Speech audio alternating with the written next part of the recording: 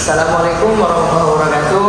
Baik, kali ini saya akan mewawancarai salah satu wali kelas dari sebuah SD, dan nantinya saya akan mewawancarai beliau karena terdapat salah satu murid yang memang memiliki gangguan pendengaran. Mungkin nanti saya akan memberikan beberapa pertanyaan kepada ibu dari siswa ini. Jadi untuk pertanyaan pertama, bagaimana respon terhadap panggilan? Apakah harus berulang kali dengan suara yang lebih kencang, lantang? Mereka tuh baru merespon panggilan dari ibu. Sejauh ini Pak, saya itu harus menggunakan suara yang cukup lantang ya. Panggilannya itu harus cukup lantang. Kalau saya memanggil di depan kelas dengan suara normal, seringnya tuh siswa ini nggak mau noleh, kurang merespon. Biasanya teman sebangkunya lah yang ngasih kode, biasanya begitu dengan menyenggol temannya, atau harus mendekat ke mejanya, baru siswa itu baru bisa merespon. Oh, jadi memang harus dengan suara yang lantang dan berulang kali ya, Bu ya. Dan juga mereka harus memang ada kode dari temannya atau dari gurunya ya, dari sentuhan fisik, bahu atau memang lihat kita, baru memang mereka merespon ya itu panggilannya Bu ya. Baik, untuk pertanyaan selanjutnya Bu, bagaimana memberi instruksi tugas secara lisan atau menjelaskan materi di depan kelas? Jadi sejauh mana anak menangkap arahan tersebut? Baik, kalau untuk siswa ini ya, di kelas itu dia cenderung menjadi pengikut. Kalau saya bilang buka halaman 10 atau saya berinstruksi nih, buka halaman 10 untuk mengerjakan tugas, dia tuh tidak langsung buka buku Pak, tapi menunggu dan melihat teman-temannya melakukan sesuatu hal yang saya instruksikan itu tadi. Dia kesulitan kalau hanya mengandalkan penjelasan verbal atau yang sudah saya ucapkan tanpa ada tulisan di papan tulis. Jadi mereka cenderung harus ada yang memberikan contoh aksi ya, maupun dari guru atau dari teman-temannya ya, baru mereka melakukan apa yang diperintahkan ya.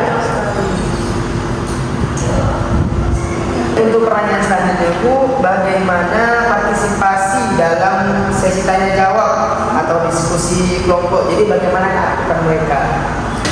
Jadi Pak, kalau untuk anak yang berkebutuhan khusus di kelas saya itu, kalau saya amati dia ini dalam diskusi dia lebih banyak diam, kurang aktif dan kurang komunikasi ya Pak. Dia cuma bisa menyimak dari gerakan bibir temannya. Jarang sekali dia memulai pembicaraan dan memberikan timbal balik dari diskusi itu, ataupun dia menjawab pertanyaan secara spontan.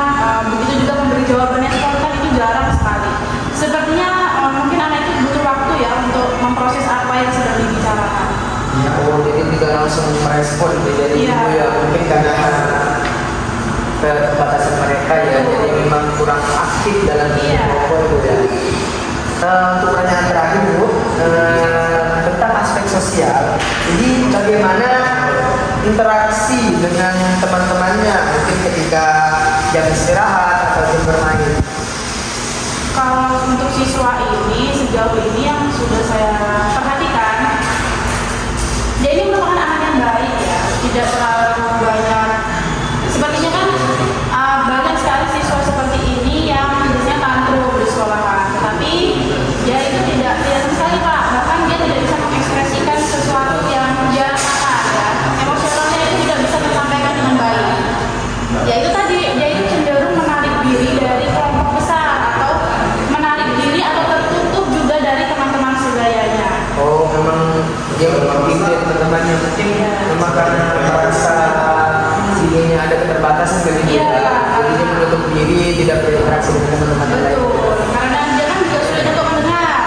Jadi terkadang tuh mungkin ada rasa frustasi ya, dia jadi kayak tertekan, ada rasa rendah diri juga, tapi lebih ke apa ya, insecure mungkin kalau bahasanya zaman sekarang gitu ya, dengan apa yang dia rasakan pada dirinya itu tadi.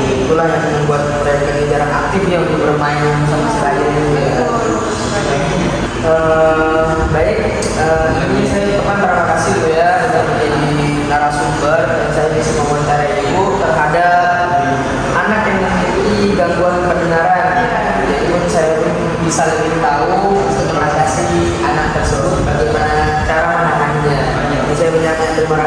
ada beberapa memang poin-poin yang bisa nanti mungkin saya